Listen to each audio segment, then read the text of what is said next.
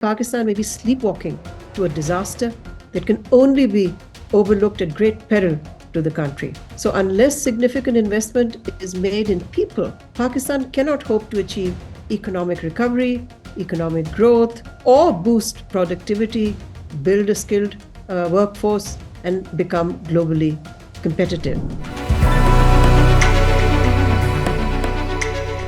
Pakistan today is in the midst of a growing human development crisis, with most indicators of literacy, education, health, poverty, and other aspects of human welfare having deteriorated in recent years.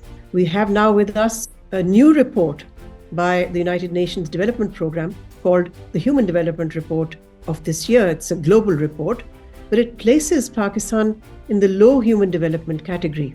It shows that our country has slipped in the Global Development Index from 161 to 164 out of 192 countries. Now, the report also says that inequality has increased in Pakistan, which in turn has led to losses in human development. Now, of course, we have political leaders who often talk about the dismal state of education, and they do talk about issues relating to human development. But when they're in office, it doesn't seem to have any priority for any government. Now, the UNDP report should focus attention on this all-important issue. And it only reinforces the findings of an earlier report of the World Bank, in fact, which described the situation as Pakistan's silent, deep human capital crisis.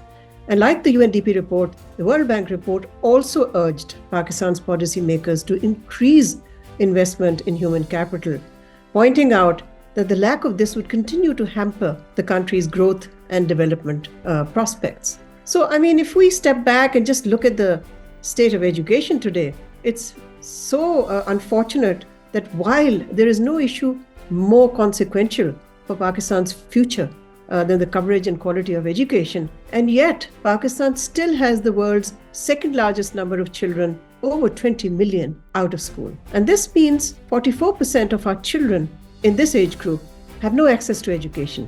They have no access to any school.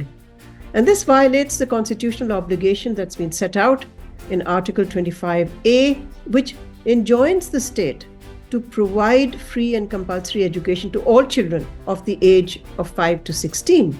You know, it's no surprise then that literacy levels have also been stagnant in recent years. We have today 40% of our people illiterate. Now, there is no country in the world that has predicated economic progress on an illiterate base. And yet, we don't have policies that can reverse this situation in our country. The picture of poverty is also very disturbing. In recent years, the poverty level has gone up, with almost 40% of our population living in poverty. So, you know, poverty has risen because growth has stagnated, inflation has soared, investment has declined, and all of this has limited job creation. Of course, we also know that the COVID pandemic, as well as the mega floods of 2022, contributed to the situation. So the overall result is that more people live in poverty than before, and this is a situation that should be seriously addressed.